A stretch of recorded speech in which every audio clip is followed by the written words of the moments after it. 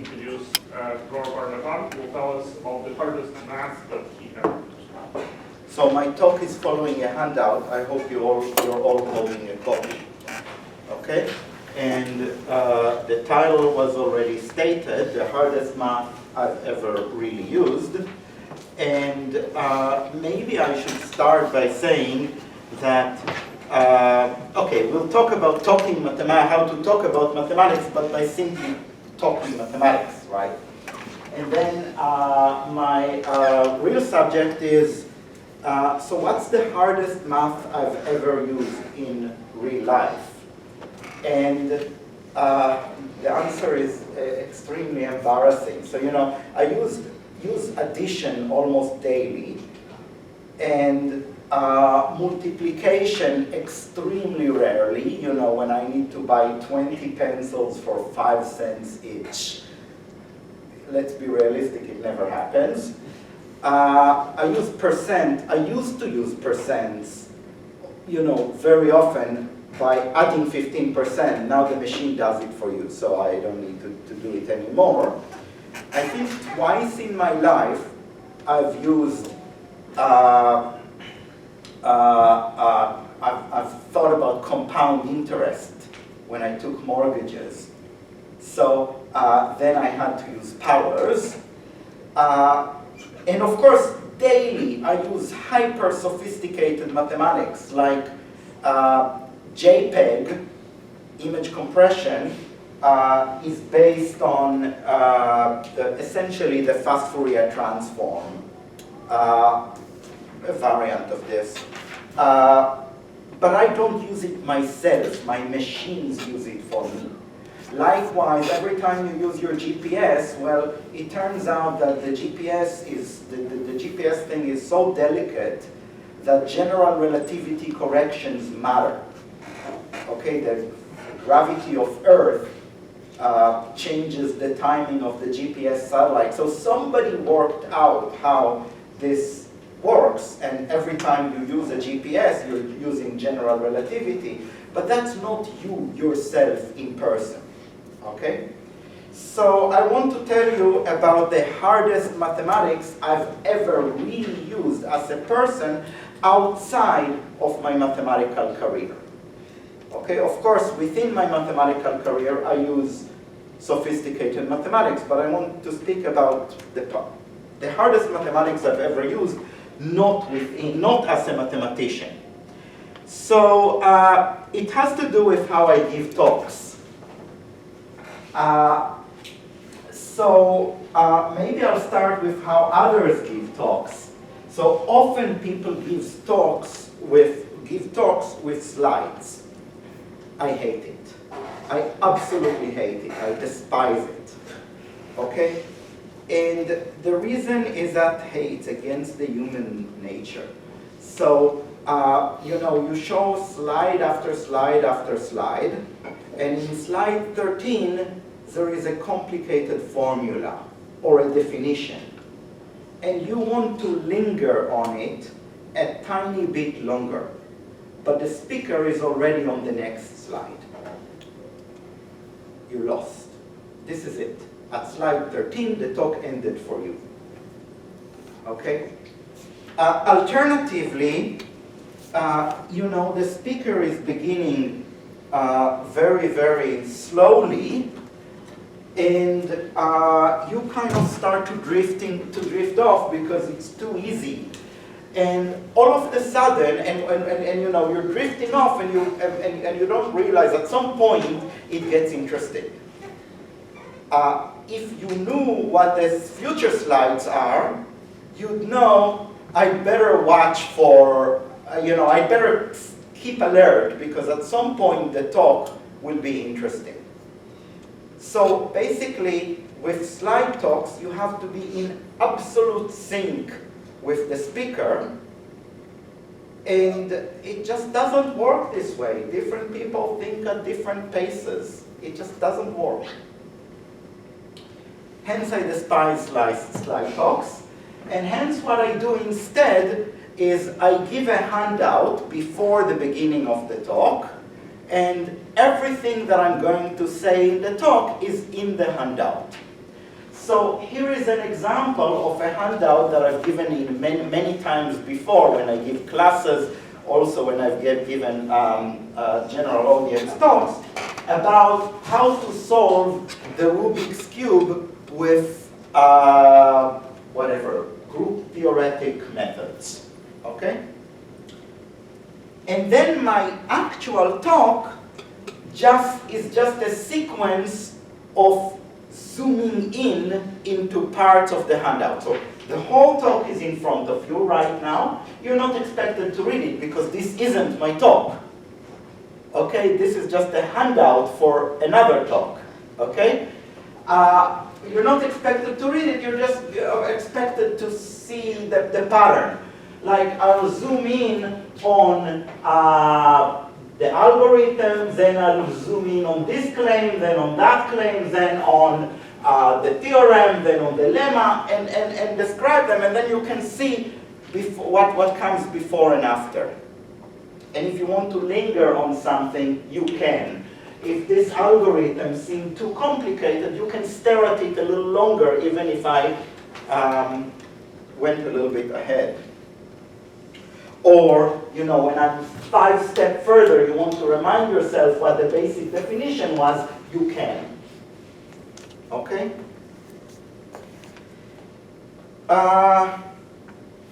So basically, my talk is a sequence of zooming in on things. Here is the problem. Okay? And then, maybe at the end of the talk, I will do a review of everything, and I will be saying, well, we had a problem in group theory. We wrote a quick computer program that solves the problem. We applied this in the case of the Rubik's Cube. We saw the results, and in fact there was something a bit cool about the results. I'm not telling you what it is. That's not the talk, right? And finally, I've assigned some homework. Now, what's the hardest math problem I really ever had to face in real life? It's basically how to do the zooming in and out. So you see, I could basically move around the handout as if I'm holding a camera above it. So, you know, I could move around from, you know, you can see it, but it doesn't matter because I think you understand what I'm doing. I could slide my camera from here to here. And if I slide it on a straight line, what you'd see is just a big blur. Straight lines are, well, you'll just see a big blur of things moving too quickly on the screen. So the right way to zoom in and out, the right way to slide is not to slide along a straight line. It's not to move your camera as if it's moving along a straight line, but to zoom in and out. So when you want to move from one viewpoint to another, you first zoom out, and then you zoom in, and then you move, and then you zoom in back again. And then my question is, what is the optimal path with which to do it? Okay, what is the path that creates the least blur as you move from one view to another? Okay, is the question clear? Okay. Now, so you can say, well, but this is your professional life. Yes, it is, but it's not my actual research. It's something else. And also, for the purpose of this question, I could be a mathematician, or I could be an art historian giving a talk about the Mona Lisa. Here's a small fragment from the Mona Lisa. And I could be, you know, I would want to zoom on one eye, and then I would want to zoom on another eye. And the question is how to move my handout browser from one eye to the other eye. Okay? Or alternatively, I could be an environmentalist You know, when I first made this talk, Al Gore was still in the news. But anyway. And I could be showing you a picture of the world map with per capita CO2 emissions in each country. And then I could say CO2 emissions here lead to the penguins being unhappy over there. Okay, so it's not, so the problem is not really about my professional life, okay? It's not really a part of my professional activity. So again, the goal is to find the least blur path, the path that will create the least blur on the screen, as you go from zooming on Mona's left eye to Mona's right eye. Mona is the Mona Lisa. And you have a fixed amount of time. I want to spend, 2 seconds zooming for the motion between slides. 1 second for the motion between slides. Alternatively, let's fix our blur tolerance. Let's say that we are willing to, tolerate a certain speed of motion on the screen.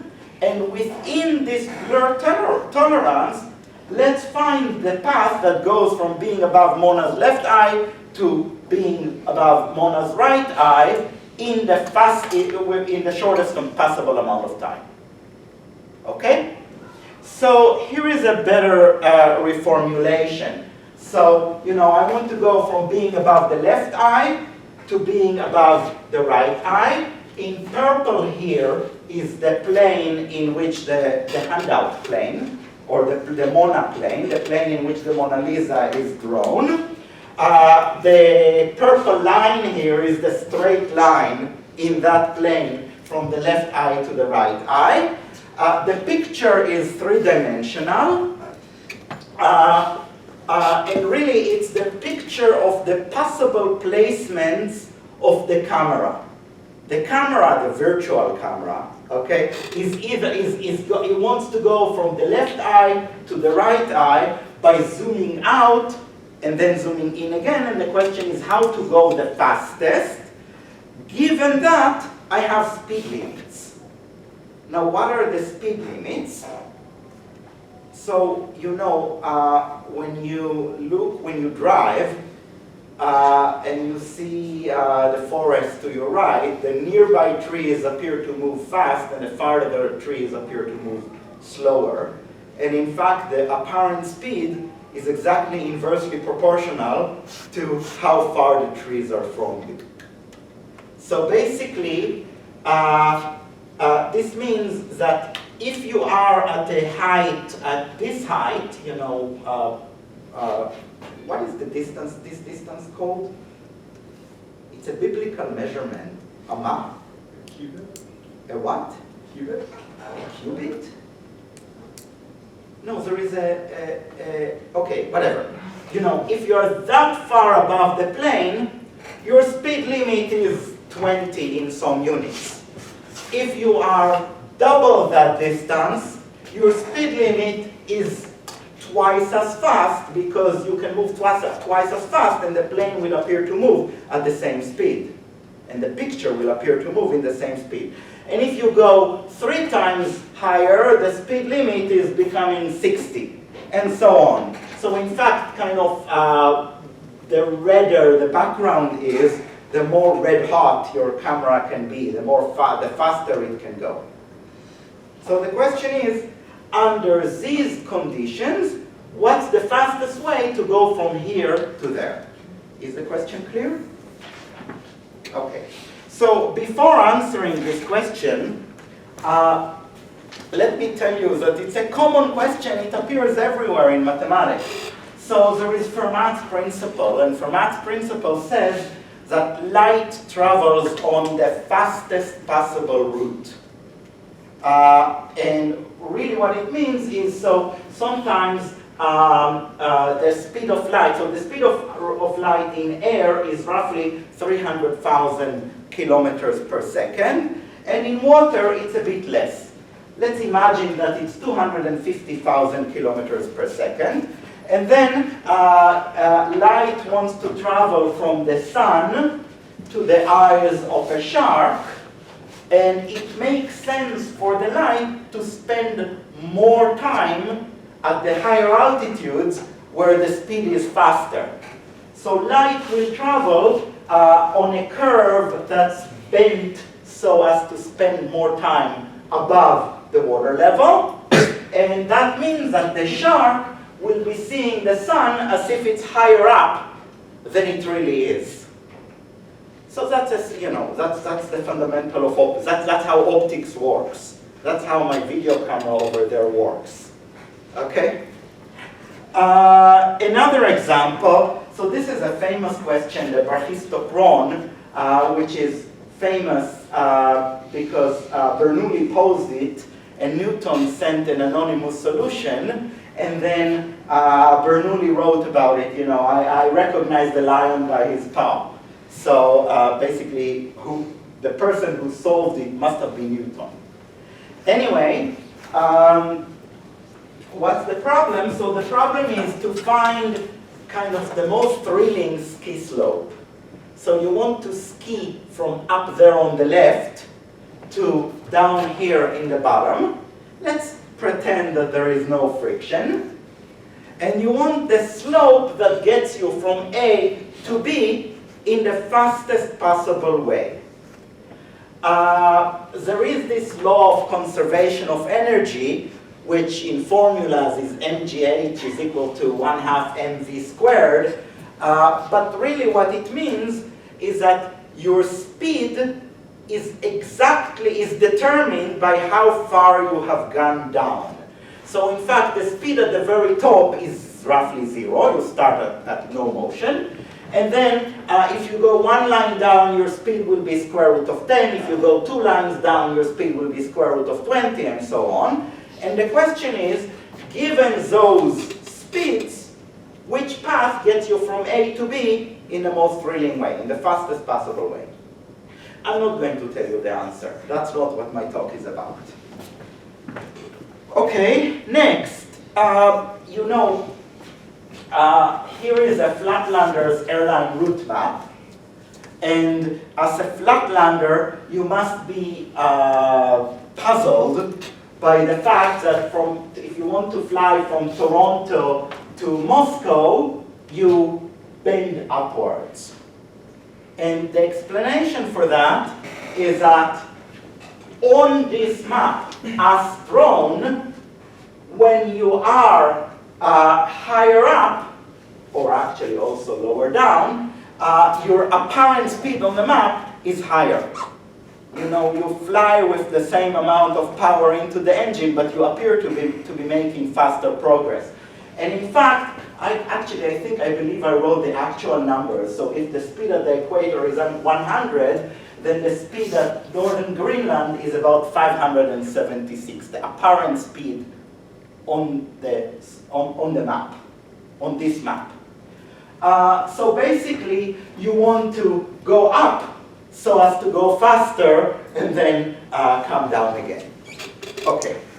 And finally, there is the least action in principle, which basically says everywhere in physics, systems go from A to B along the path of least action. It's very similar. Maybe it's not precisely the same statement, but it's very, very similar. And I'm not going to say anything about the small print for quantum mechanics. Okay? Good. Now, how do you find the fastest path? So, in the case of planet Earth, you actually realize that Earth is a ball rather than a plane, or a sphere rather than a plane, and then you want to get from one point, sorry, I forgot to bring a pointer, called Toronto to another point called Moscow. You take out a rubber band, you stick it on one side in Toronto, another side in Moscow, you let it relax, and it will relax to the shortest path. you could do the same for the problem I actually asked you about, namely the motion of cameras. So here is a picture of an object that has the property that its diameter, its metric at a given height is getting shorter and smaller with the same relationship as the problem about the monoplane. So in principle, you know, if this is placement, the placement of the eye, of the mono eye is here, sorry, of the left camera is here, and the placement of the right camera is here, I could put a rubber band, stick it here, let's see how it relaxes, and move my camera along that path. The problem is, hey, this is extremely hard to find, and B, you know, you can't put this object inside your laptop, and you cannot tell your laptop to put rubber bands between things. You have to actually have formulas. Is the problem clear? So here's the solution.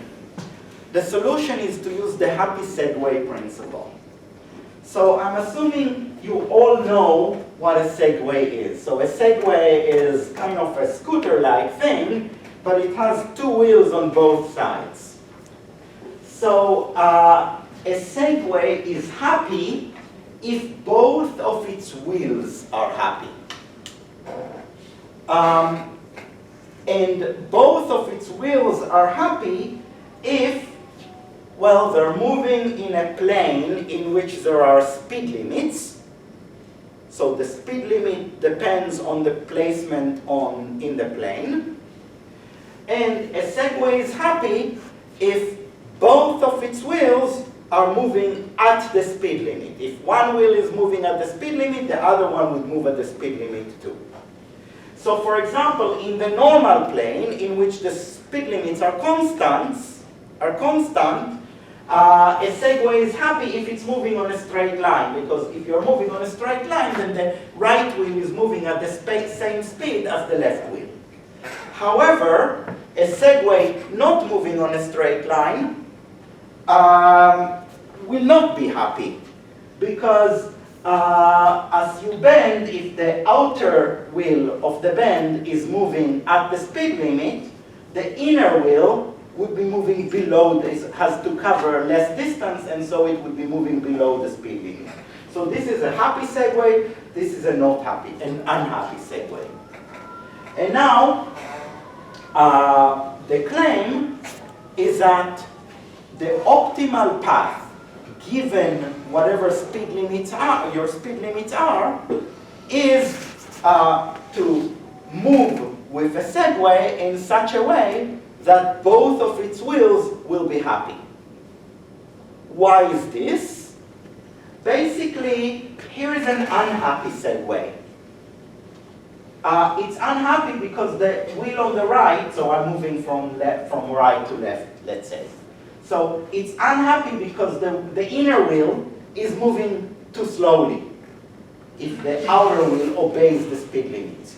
But that means that I could push the whole path a bit towards the slower wheel, and then both wheels will be going below speed limit, and then I could speed up again, speed up a little bit, which means that I could get from A to B a little bit faster. So that's basically the reason that the happy segue principle holds, right? If not both wheels are happy, I could push my path in the direction of the slower wheel, and then go a little bit faster. Okay. So what are the happy segue paths in the camera plane, which lies perpendicular to the monoplane, which is presented here as just a line? Okay? So let's start with an unhappy segue. So up on the left is an unhappy segue because the left wheel is moving faster than the right, is if the Segway is moving along this path, the left wheel will be at a higher height than the right wheel, and therefore be allowed to move faster, but it's not moving faster, they're moving at the same speed. If you're going along a parallel, a straight line, parallel tracks. So what are the happy Segways? So one happy Segway is this one, going straight up. Both wheels, the two wheels are on the two sides of this line, of this path, and they're at the same height, so if one is happy, so is the other. So this is a happy Segway path. And here is another one. The other one is a semicircle for a circle whose center is on the monoplane. Why are these Segways happy? So, you know, I'm thinking of the Segways as being infinitesimal, very, very small relative to the plane, but for illustration purposes, I made them relatively big. So suppose the outer wheel goes on a semicircle of radius r, then the inner wheel will be going on a semicircle of radius, say, 0.99r or 0.9r. And then the height of the outer wheel will be y, and by similarity of whatever y is, by similarity of triangles, the height of the inner wheel will be 0.9y. So the inner wheel is allowed to move at a speed which is 0.9 the speed of the outer wheel, but that's exactly what you do if you go along a circle of a smaller radius, QED. So the solution is you want to move your camera along semicircles. Anybody recognizes this? Okay. Anyway, yeah, this is hyperbolic geometry, or the hyperbolic plane. So our fastest paths, what for our Segways feel like straight lines, are those semicircles. And those semicircles first got their fame as a solution to the or as a resolution of the problem whether the axioms of parallel follows from the other axioms of geometry. So I'm not going to go through the axioms of geometry, but all of them are satisfied if you pick semicircles to be your notion of straight lines, except the axiom of parallels, because this outer line here has at least two parallels going through the point marked, and in fact infinitely many. Okay? Yeah, so that was found by Lobachevsky, I believe, or discovered by somebody called Lobachevsky, I believe.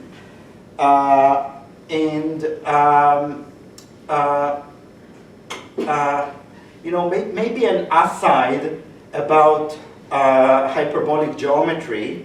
So,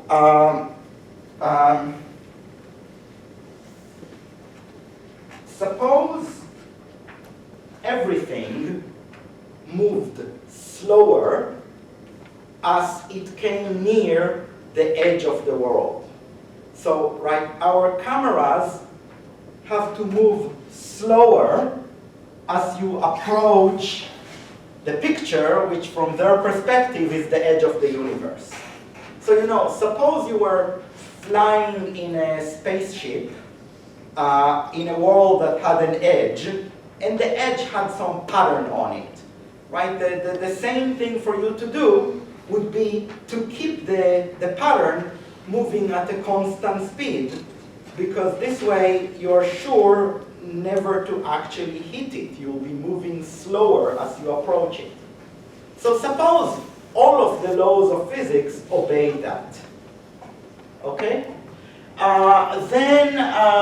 Basically, again, everything would be moving slower as it approaches the edge. So here is the world, here is the edge of the world, and as you move closer, everything is slower.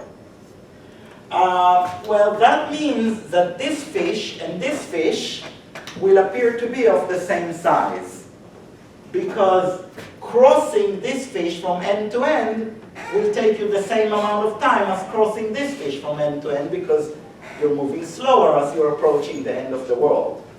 So you'll have room for more and more fishes as you come closer to the end of the world. And by the way, there is a second model for all of that, and it's the so-called hyperbolic disk, and here's what it looks like. But anyway, if you were living in such a world, there would be all sorts of fun facts. So for example, in small scale, the hyperbolic plane, the hyperbolic value of pi would be the same as, will be 3.14, like the Euclidean value of pi, namely the ratio of the perimeter of a circle to its diameter in small scale is just pi. But if you make your scale bigger and bigger and bigger, then, so if I allow myself bigger and bigger circles, then you can count the number of fish around you, which are a certain number of fishes away from the central fish, from the center of your circle, and you'll find that that number grows exponentially. And so pi at large scale is exponential. You'll find that the sum of the angles of a triangle is always less than pi. Maybe I'll skip the next property, but I'll just tell you some practical consequences. So suppose you live in hyperbolic plane, and your friend, I don't know, who is my friend here? Boris. So my friend Boris is standing over there, and he's moving slowly away. Okay? So in ordinary geometry, if Boris is r meters away from me, I can fit roughly r Borises in a circle around me, and so as he moves away, he will shrink at roughly 1 over r. If he doubles the distance, his size will appear to be half the size of before. However, in the hyperbolic plane, the number of Borises at a distance r from me is exponential in r. So as Boris moves away, his apparent size shrinks very, very, very quickly. That's good news and bad news. I'll stop seeing him very quickly. But if we're in a duel, I'm very likely to miss him if I try to shoot. So there's good and bad. I'm a friend of yours. Okay. Also, I wish we were living in a hyperbolic plane, because the value of a place is roughly the number of coffee shops within walking distance from you. And in Toronto, it's more or less quadratic in the distance you're willing to walk. But if Toronto was hyperbolic, you'd have an exponential number of coffee shops, attractions, museums, things within a fixed distance, within a distance r from you. So it would be really, really great. Anyway, that's not our world. I more or less solved the problem, but not quite. So I told you that you end up walking along semicircles, sorry. Not semi-simples. I don't know where my psychology was. Anyway, So suppose you want to go from A to B, I still have to find the semicircle whose center is on the monoplane and that passes through A and B.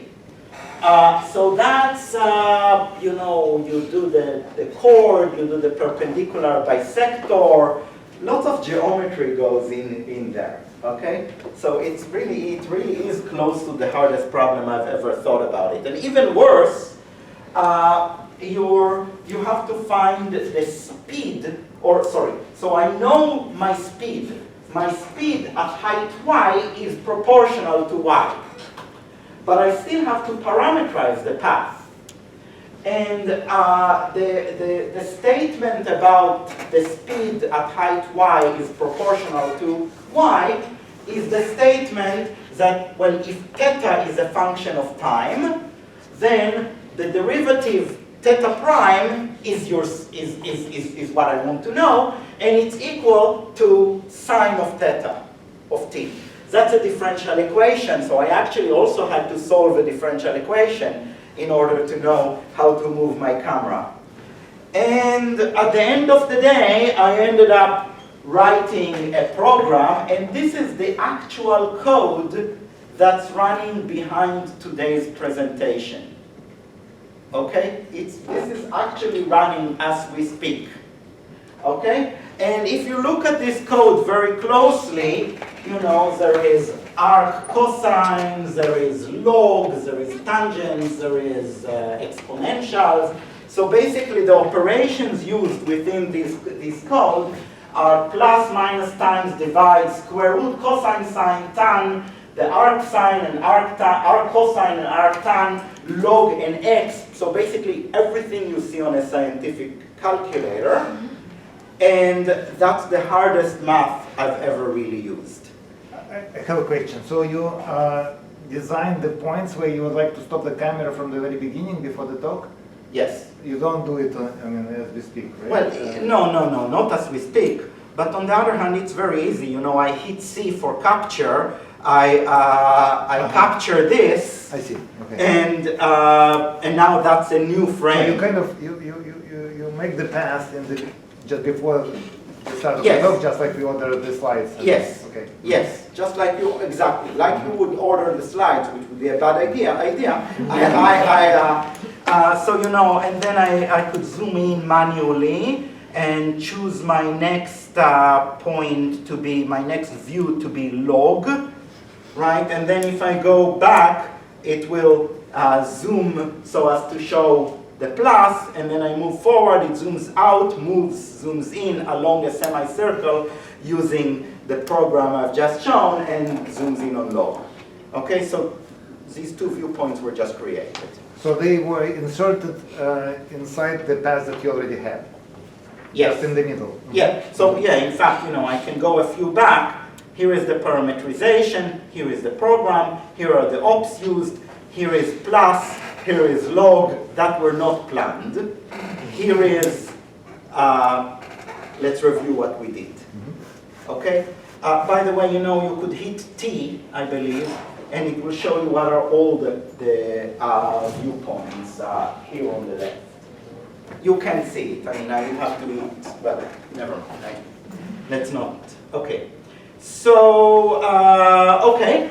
Our goal was to find the least blur path. We discovered the happy segue principle in order to find the least blur path. We've implemented it. We used basically all the operations on a scientific calculator, and that's the hardest math I've ever really used. And that's the end. Oh no, sorry. We are on the way. We learned about the hyperbolic geometry and the Bolyai-Lobachevsky plane, and that's the end of the talk. And now I'll say something about how to give talks. Okay, which is what I was asked to do.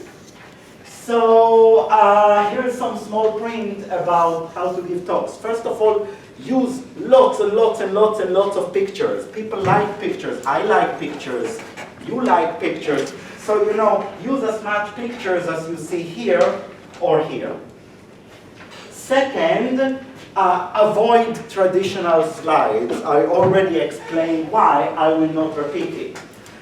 You know, you can use the blackboard. The blackboard is reasonable, but sometimes you want to also show pictures. You want to show more formulas that you could have written with your handwriting on a board.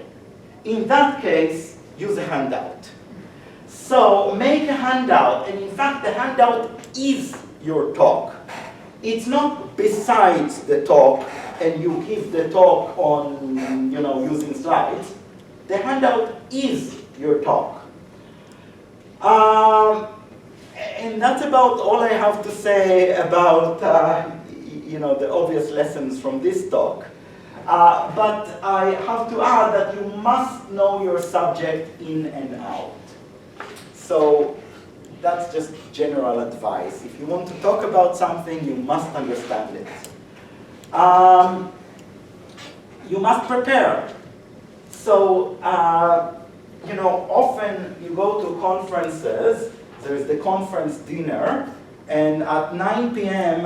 Somebody gets out from the dinner table and says, sorry, I have to go back to my room to prepare the talk, to write my talk for tomorrow.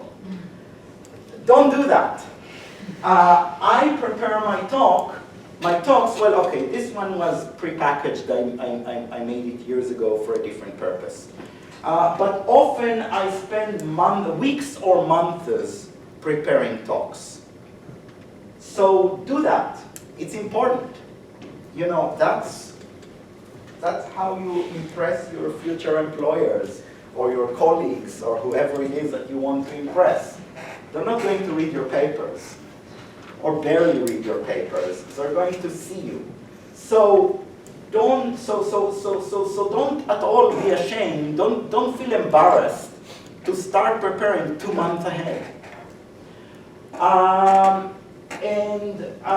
You know, your talk must tell an interesting story.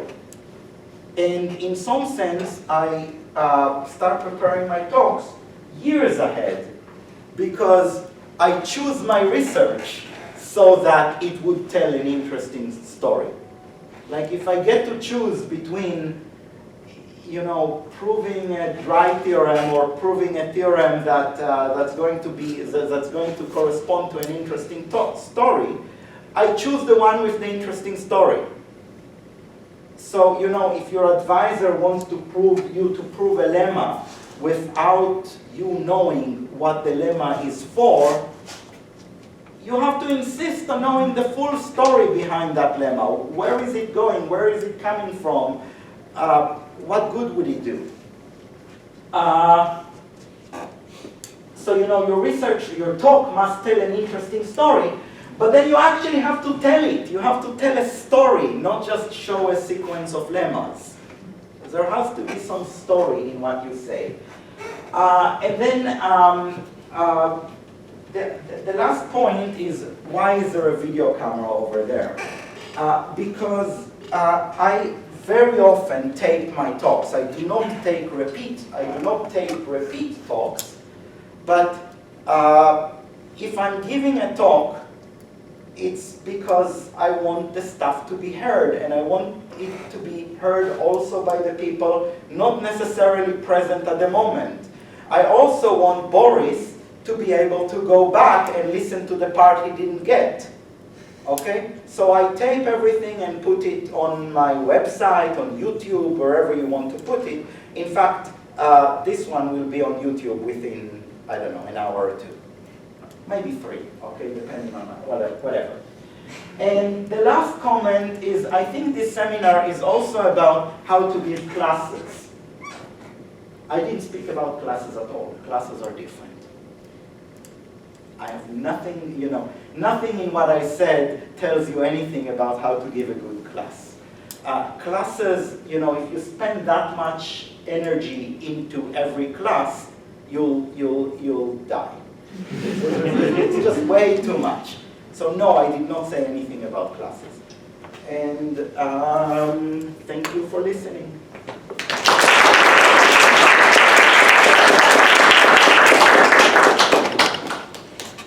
Any questions? comments? Yes, Boris.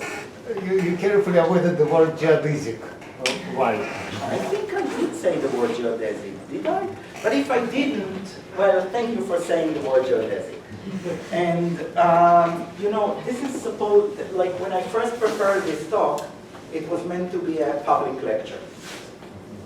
So I gave it in a, well, basically the word geodesic was implicit.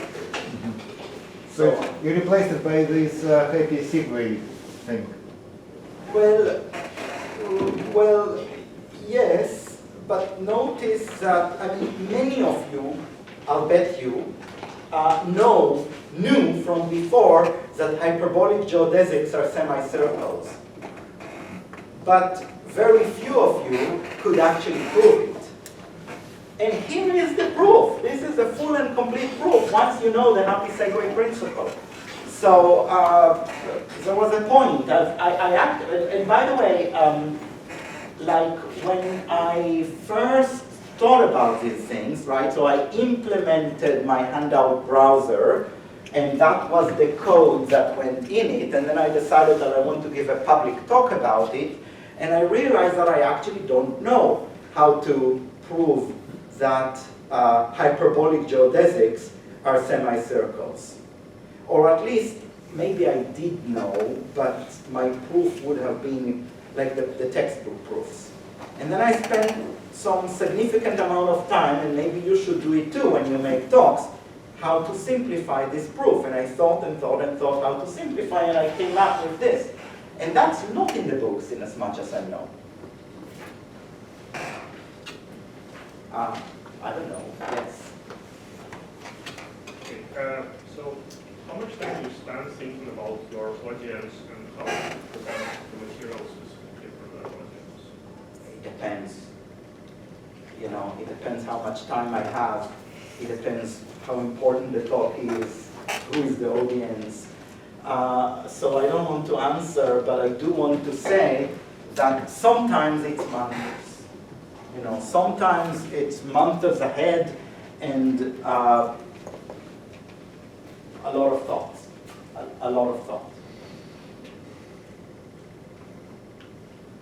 There was a question over there. Is all of this code live on your website? So, sorry? Is this run through your website, or are you doing something locally for all the handout browsing?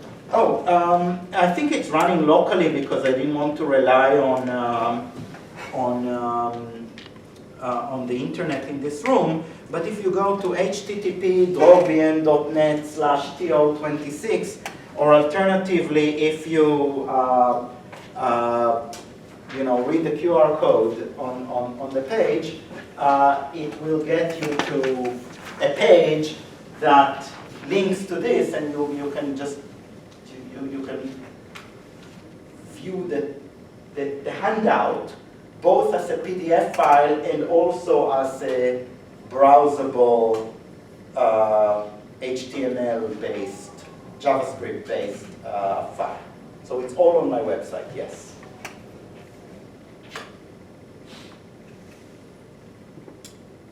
Yes? Google Maps is a similar thing where you Google Earth, where you like zoom out of a location, you zoom back in on a different location. Yeah, there you're on a sphere, so it's going to be different. Yes, so right, indeed, Google Earth does something similar. I actually did not copy from them, and I doubt that they copied from me. But I was way ahead. It's on a sphere there, Like right? this is. I think I first did that in 2008. Like the code that you see was written in 2008, which is nearly, what, 18 years ago?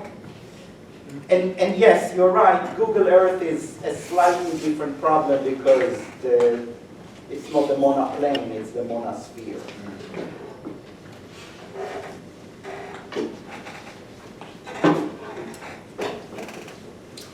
Okay? Thanks a lot. Thank you very much.